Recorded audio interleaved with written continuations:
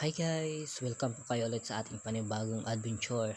Pero bago po ang lahat, huwag nyo po sanang kalimutang i-like at i-follow ang ating page.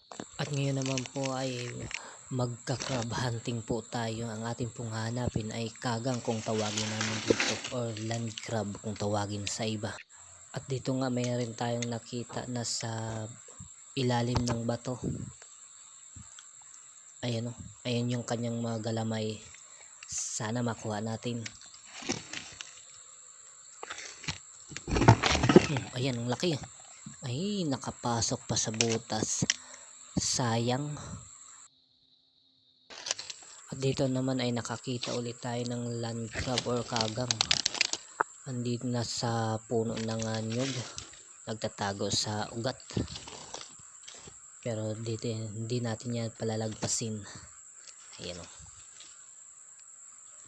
May itlog pa.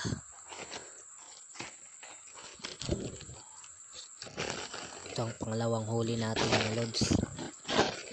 Dito nga pala kami nang huhuli sa tabing dagat. At dito kami pumunta sa malayo sa mga bahayan para malinis yung mga crab na ating makukuha, yung hindi sila nakakakain ng basura. Kaya dito kami pumunta sa malayo. At dito naman sunod-sunod na yung aking huhuling kagang. At ito nga ay muntik pang pumasok sa butas. Pero buti na lang naabutan natin. At dito na nga ay nagbukas na ako ng flashlight dahil madilim na.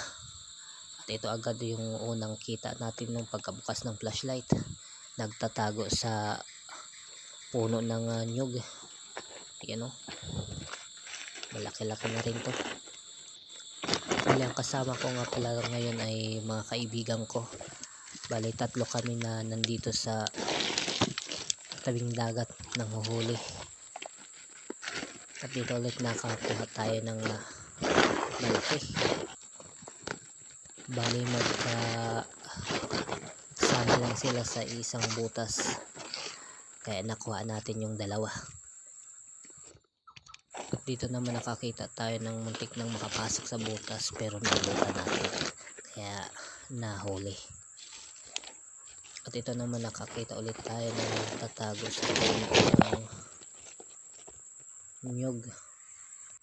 Ang ganitong uri ng crab ay ang masarap na luto dito ay gata. Tapos sasahugan mo ng kalabasa. Napakasarap ng sabaw. Dito nakakita ulit tayo ng muntik nang makapasok sa butas. Buti na lang naharangan natin ang ating kamay. Ayan, napakalaki pa naman.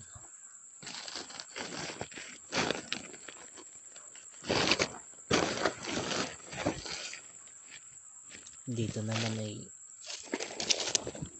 muntik pang wala.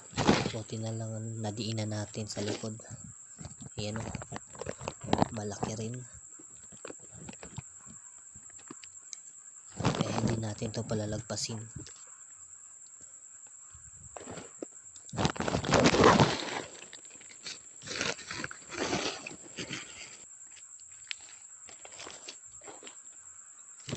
Dito ulit nakakuha tayo ng kagang kaso medyo maliit.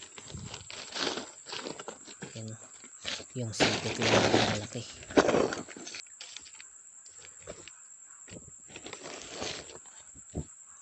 At ito ulit nakakita tayo kaso maliit, pero dadalhin natin pang dagdag na rin.